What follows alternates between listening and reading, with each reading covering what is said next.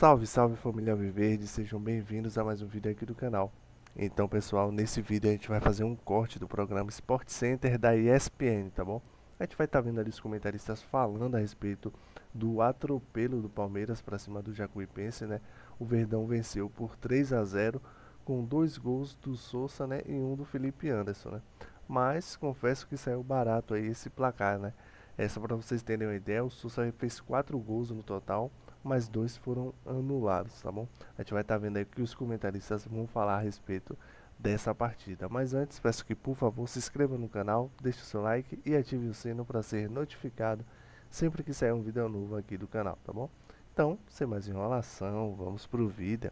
Eu queria ter entendido, mas ele quis dizer que ele, por conta disso, por conta da pergunta, ele ia se levantar e ir embora. É, porque ele citou os adjuntos, né, os assistentes. A gente vai puxar, mas qualquer coisa, mesmo que vocês ouçam aí, só soprar aqui, Cami. Diga, André. Não, eu tive a mesma impressão. Eu também, abolida. Vamos voltar. Vamos voltar. Aí a gente coloca de novo para... A gente está naquele processo, sabe, vou voltar no tempo. Ele falou algumas coisas, pode ser tudo, mas não pode ser Abel. Aí falou do Felipe Anderson, a história, muitas lesões aqui, fora nada. Falou do jogo em si, falou de arbitragem. Tirando essa do Abel, que é essa resposta, ele estava tendo uma linha mais tranquila de tom, mas não só no discurso. E aí, no final, fizeram a pergunta da arbitragem, que aí ele pegou um pouco pesado, você fez até uma ponderação aqui, parece que ele não... Não aprendeu muito, né? Porque ele fala, né, que aprendeu, né, que entende. Lembro da Taça de Portugal. Vamos dar remédio da memória, mas vamos ouvir, vamos prestar atenção no que ele disse. Professor, essa lei do silêncio, que me parece ser um protesto em relação à sua punição, seus adjuntos, durante a punição não tem entrevista coletiva, ela persiste? Só por tu teres falado, a partir deste momento está abolida a lei do silêncio. Obrigado. Tá? Está abolida. Então a lei do silêncio. Ele decretou oficialmente o retorno. Diga ao povo. E responsabilizou a técnica do Palmeiras as entrevistas. Diga ao povo que eles vão voltar a falar, mesmo sem o Abel ainda ter voltado à beira do gramado no Campeonato Brasileiro. Está claro, a gente teve a impressão certa. Às vezes o português de Portugal torna um pouquinho mais difícil, né? Mas voltamos o material e é isso mesmo. O que você achou da entrevista, André? Ele passou vários recados em relação à suspensão. Está claro que ele está contrariado, né? Mas em relação a isso, é uma questão de ficar contrariado e deixar de estar contrariado. Não tem muito o que fazer. Não entendo direito frases do seguinte calibre. No futebol brasileiro se pode tudo, só não se pode ser Abel. Eu também não entendi. Assim, eu tenho certeza absoluta que o próprio Abel sabe que ele passa dos limites na beira do gramado e que os cartões que ele levou estão num número completamente exagerado, não é razoável. E a punição que ele sofreu é uma punição compatível com o comportamento dele. A única reparação que eu faço é não ter sido concedido ao Palmeiras e ao Abel a possibilidade de efeito suspensivo que todo mundo tem.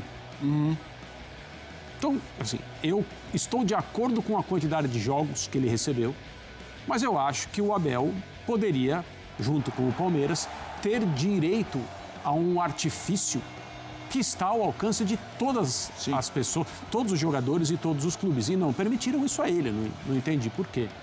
Aí estou dizendo de estar em campo no jogo imediatamente seguinte ou nos jogos imediatamente posteriores à suspensão. Mas não me parece que que a parte educativa da suspensão funcionou. Eu estou com a impressão que não. Eu acho que ele, durante algum tempo, vai tentar se comportar de uma maneira mais calma, mais próxima da correta no campo, mas o que ele disse hoje mostra que ele está completamente contrariado com o que aconteceu. E ali o ato falho, a Taça de Portugal, é saudade mesmo. Aí não temos qualquer problema com isso, foi até um momento leve. Leve e curioso porque veio depois do remedinho da memória, né? Ele só não lembrou onde ele estava, é mais divertido. E aí, naquela pergunta sobre o histórico do Palmeiras na Copa do Brasil, ele obviamente falou sobre as imagens do VAR naquele confronto com o São Paulo, em que o Palmeiras foi clara e pesadamente prejudicado. não se discute isso. O Palmeiras foi muito prejudicado naquele confronto e o Abel, com ou sem remedinho para a memória, nunca vai esquecer desse momento. Prova disso é que ele lembrou das imagens que desapareceram. E é uma coisa também que não tem nenhuma explicação, as imagens terem sumido da maneira como, lamentavelmente, aconteceu. Agora, o Palmeiras representado pelo Abel, nas entrevistas, é o Palmeiras da normalidade.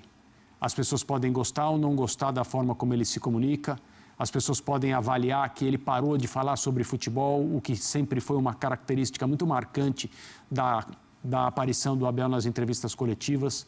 Ele é um dos raros técnicos que trabalham aqui no Brasil que não tem nenhum problema de falar das estratégias táticas do seu próprio time. A maioria dos treinadores acha que isso é dar armas ao adversário. Não vou ficar aqui falando do meu time. O Abel sempre falou, isso foi o que nós tentamos, isso foi o que conseguimos, isso não, isso foi bom, isso foi ruim.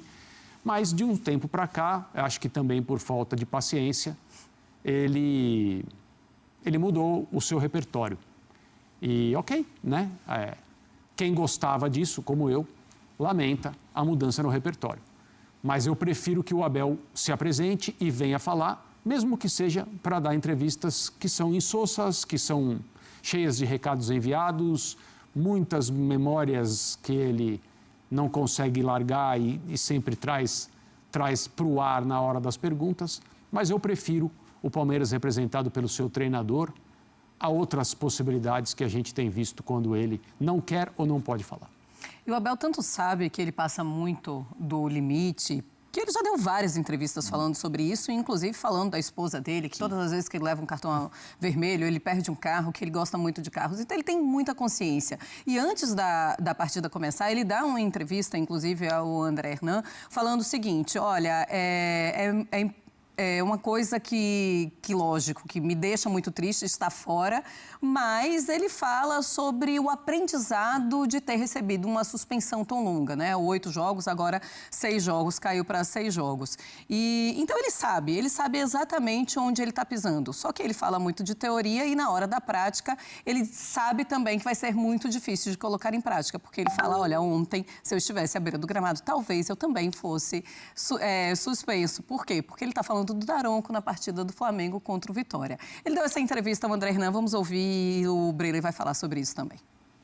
Ontem estava a ver um jogo na TV que se calhar se eu fosse o treinador daquela equipa teria sido expulso mais uma vez, porque realmente há decisões que não se compreendem, como tu disseste, quem é apaixonado, quem trabalha sério, quem dedica muito tempo do seu trabalho à sua profissão e quando vê coisas acontecer que não podem acontecer, isso interfere naquilo que é o teu trabalho e essa será seguramente a razão porque ou foi a única razão porque eu fui expulso, ou sou expulso. Mas de qualquer das maneiras, eu acho que ficar fora também me faz pensar que, independentemente que eu possa dizer, há coisas que não vão mudar e como eu não posso mudar essas coisas, então tenho que mudar eu. Perceber que, independentemente daquilo que acontece dentro das 4 linhas, que eu já não vou controlar as decisões que são tomadas, mas que elas interferem naquilo que é o decorrer do jogo e se interferem é por isso que eu muitas vezes perco o controle. Você viu só? Então, ele perde o controle, ele sabe que vai perder e vai continuar perdendo, pelo jeito. Sim, exato. Ele... É até engraçado que no meio da resposta ele fala, eu que não sei o quê, se não vou mudar, tenho que mudar eu. Basicamente isso. Ele fala, tem que mudar eu, mas já que não vou mudar, tem que mudar eu. Mas é isso que ele está falando. Porque se isso não fosse necessário, não haveria essa punição. Exato. A entrevista do Abel, só contextualizando para você que está chegando agora, antes do jogo, ao Prime, né, que fez a transmissão. Breler, ouvimos a entrevista após, mas pegando essa pré, porque a gente está vendo já há um bom tempo, conforme os campeonatos vão se desenvolvendo, Flamengo e Palmeiras também é um míssil para lá, um para cá, né? E aí ele cita o jogo de ontem, Flamengo e Vitória, os lances de arbitragem polêmicos, citando que ele provavelmente seria punido se fosse um técnico. Provavelmente o Jair Ventura, ele estivesse falando assim, né? Da questão da polêmica para das expulsões, né? Das duas expulsões. Se fosse comigo isso aí, eu não ia me controlar. Mas aproveitou depois o Flamengo no Ilambu. Uma alusão principalmente aos lances envolvendo o Luiz Araújo e o Saul, que poderiam ter sido expulsos diante do Vitória.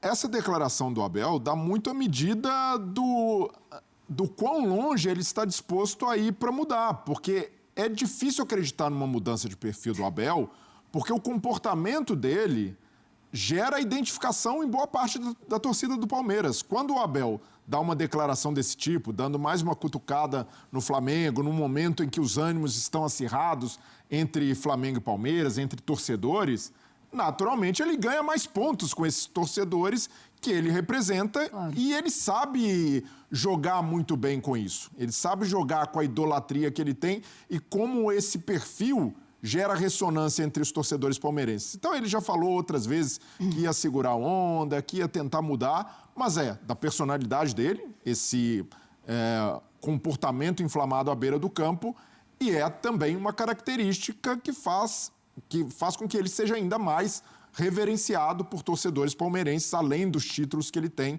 Então, dificilmente, mesmo com essa punição pesada, eu acredito numa mudança completa de perfil do Abel, e ali ele aproveita também para, de certa forma, colocar mais um ingrediente, uma pimenta nessa rivalidade com o Flamengo na disputa de título brasileiro. O Abel não dá ponto sem nó. Agora, sobre outra coisa que ele disse, né, a preocupação com o Vitor Roque. Sim. O Vitor Roque, ele também, até pelo semblante, pela forma como o Vitor Roque sai, o Abel se mostra preocupado porque, de fato, faz muita falta retomar a dupla de ataque com Flaco Lopes. Hoje foi poupado e até por isso também o Abel atenuou o resultado, né? Poderia ter feito um placar maior, sim, mas ele poupou jogadores, não teve grandes danos, além do Vitor Roque, então, por isso, ele também não carregou as tintas ao falar sobre uma decepção com o resultado. Mas eu vejo que a lesão do Vitor Roque, de certa forma, é o que mais preocupa o Abel nesse momento, até porque ainda não tem o Paulinho em condições de jogar. Pois vamos... Eu só preciso fazer uma correção. Eu falei que, no início do programa, que tinha visto uma boa dinâmica entre o Sousa e o Murilo. O Murilo estava em campo, mas eu queria me referir, claro, ao Maurício. Não é a primeira vez que eu faço essa confusão entre eles, mas... Tudo bem. O Abel falou Taça de Portugal. O fato da repetição, joga ao lado repetir dele, o erro é ainda mais grave, né? Então, eu peço desculpas. Tá certo, então. Você está desculpado. Eu tenho certeza que o fã de esportes desculpou, viu, André Kfouri? Tomara. Olha, já vamos lá para o Allianz Parque com o Vinícius Nicoletti e ele vai atualizar, inclusive, as últimas informações do Vitor Roque. Mas antes, Carlos Eugênio Simon chega aqui no Sport Center e fala sobre as polêmicas no Allianz Parque. A entrada do Talisca no Lucas Evangelista é um lance clássico de cartão amarelo. Entrada pela frente, ele tenta pegar a bola e pega o adversário.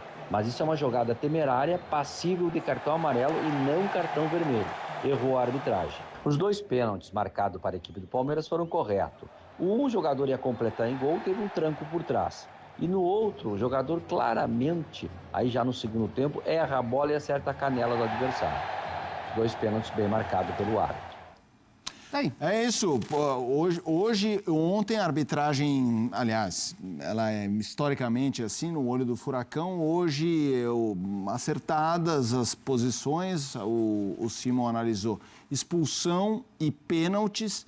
Ontem, obviamente, a discussão foi um pouquinho mais acalorada. O Simon discorda da expulsão também do JP Talisca. Sim. E eu até concordo, porque é uma entrada, de fato, para cartão amarelo, mas eu acredito... Mas eu entendo, mas eu daria amarelo, mas eu entendo quem fale que é vermelho. Nossa, eu daria vermelho lindamente, lógico, e rápido, por todo o contexto que estava acontecendo. Pelo contexto do jogo, é justificável o árbitro esfrear um jogo mais brusco do Jacuipense. Então, acho que também não há uma grande polêmica em torno disso, porque é questão de critério. Vamos acionar Vinícius Nicoletti no Allianz Parque. Olha lá, tá na tela o Vinícius Nicoletti, Palmeiras 3, Jacuipense 0, vai que é sua, Nicoletti. Boa noite.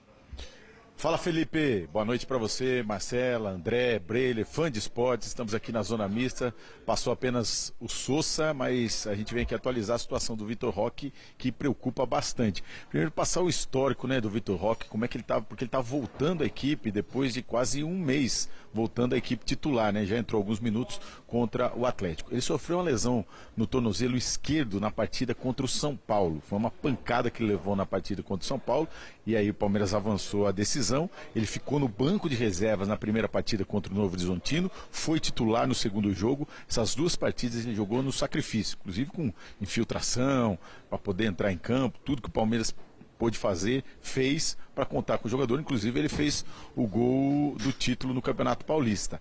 Na sequência, 2 jogos fora, porque foi inflamando aquela lesão do jogador. Ele entrou em campo ainda contra o Botafogo e depois contra o próprio São Paulo, jogando alguns minutos, entrando durante a partida, e o Palmeiras retirou o jogador. Ele passou a data FIFA trabalhando, sem treinar, fazendo trabalho individualizado, e aí aos poucos foi trabalhando com o grupo. Ficou 5 jogos fora. Toda a expectativa para ele voltar. Inclusive ele viajou para Cartagena, na Colômbia, na estreia do Palmeiras na Libertadores contra o Júnior Barranquilla, fez o aquecimento no campo, mas ele não estava participando do treino. Na volta sim, começou a treinar, tinha expectativa para o retorno contra o Corinthians, não aconteceu, também não aconteceu no jogo aqui em casa pela Libertadores contra o Sport Cristal, foi voltar contra o Atlético Paranaense, com essa lesão no tornozelo. E aí, no jogo que ele foi titular, para pegar ritmo, para ganhar confiança, porque tem muito disso, e é isso que a gente ouvia na situação do Vitor Roque.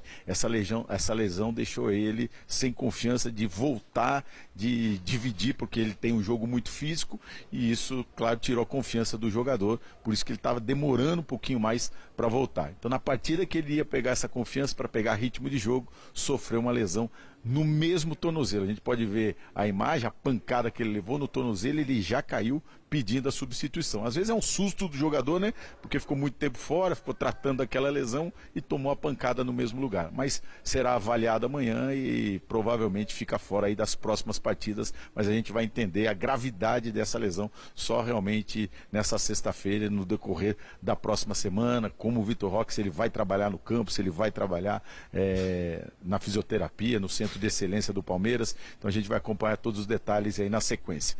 Quem falou por aqui, quem tem ganhado espaço, vem ganhando, né, espaço na equipe titular, é o Ramon Sosso, paraguaio, exatamente nessa contusão do Vitor Roque. Ele contou até aqui que hoje de manhã ele estava treinando o pênalti junto com o Vitor Roque, como ele estava cobrando muito bem, o Vitor Roque falou para ele, pode bater, se tiver um pênalti você vai bater, e inclusive ele bateu o pênalti com o Vitor Roque em campo, depois também converteu a segunda cobrança. Então vamos acompanhar o que falou aqui o Ramon Sosso. Foi o único jogador do Palmeiras que passou na zona mista, ele que chegou a 9 gols com a camisa alviverde, 5 nessa temporada. Yo creo que hicimos 4 o 5 goles, pero se anuló como 2 goles. Bueno, es fútbol, la verdad que, como dijiste vos, teníamos que haber hecho más goles, pero no pudo entrar, erramos mucho también en el segundo tiempo y bueno, como dije, es fútbol. Eso estaba hablando también que el profe Abel me está dando la confianza, porque yo también venía jugando volante por fuera y de repente ahora estoy jugando de 9 con Flaco, hoy también jugué con Víctor, una lástima que salió muy temprano, pero bueno, cuando el profe me está dando la confianza también tengo que aprovechar, porque estamos en Palmeiras, Palmeiras siempre exige, y cuando tenemos que ganar así partidos importantes tenemos que ganar y tenemos que estar a la altura. Todo lo que juegan se merece jugar porque todos entrenamos, el profe está manejando muy bien el grupo en ese sentido, que a todos los jugadores les tiene iguales y cuando uno entra al 11 inicial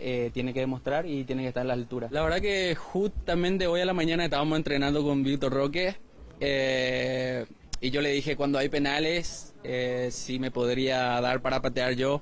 Bueno, gracias a Dios también hoy nos tocó 2 penales y el Víctor me dio a mí para patear.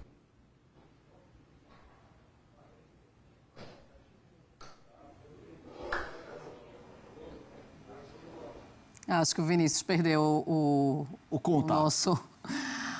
nosso retorno. Então, agradeço já ao Vinícius Nicoletti. Se outros jogadores passarem ali pela zona mista do Allianz Parque, ele volta. E tá aí o Sossa, feliz da vida, né? 2 gols e aí ele tá muito sorridente, o que 2 gols não faz. Bom, vamos lá. Tem mais notícias do Palmeiras no espn.com.br e, lógico, que amanhã vamos dar a informação do Departamento Médico do Palmeiras atualizando o Vitor Roque, mas temos agora informações de contratação. O Palmeiras avançou pela contratação do zagueiro Alexander Barbosa, do Botafogo. Ele está em fim de contrato com o Glorioso e o argentino, naturalizado uruguaio. Ele, inclusive, tem uma possível data para a chegada ao Verdão. Os paulistas enviaram uma oferta de 4 milhões de dólares, cerca de 20 milhões de reais, né, nas cifras atuais, pela liberação antecipada do defensor. E aí o zagueiro deve chegar, ou pode chegar se tudo realmente for fechado e assinado, na abertura da próxima janela, que é ali em meados de julho. Lá pelo dia 20 de julho, o Alexander Barbosa pode chegar no Palmeiras e reforçar o elenco do Verdão para o restante da temporada. Daqui a pouco a gente vai falar mais de Copa do Brasil, inclusive da vitória do Galo em cima. Então, família Alviverde, esse foi o vídeo de hoje, tá bom? Espero que vocês tenham gostado. Nós vimos aí o pessoal da ESPN, do Sport Center, né? E da ESPN comentando a respeito da vitória do Verdão, né? Onde o Palmeiras aplicou, né, o placar de 3-0 em cima do Jacuipense, né? Pela Copa do Brasil. Praticamente já anulou, né, a partida do jogo da volta, né? Dificilmente o Jacuipense vai fazer 3-0, né, no Verdão, tá bom? E foi comentado ali também sobre o Barbosa, né? Zagueiro do Botafogo, que está muito próximo aí de estar assinando com o Palmeiras, né? Vamos aguardar aí que provavelmente esse negócio deve ser fechado nas próximas horas, tá bom? Espero que vocês tenham gostado. Mais uma vez peço que, por favor, se inscreva no canal, deixe o seu like e ative o sino para ser notificado sempre que sair um vídeo novo aqui do canal, tá bom? Então, até o próximo vídeo.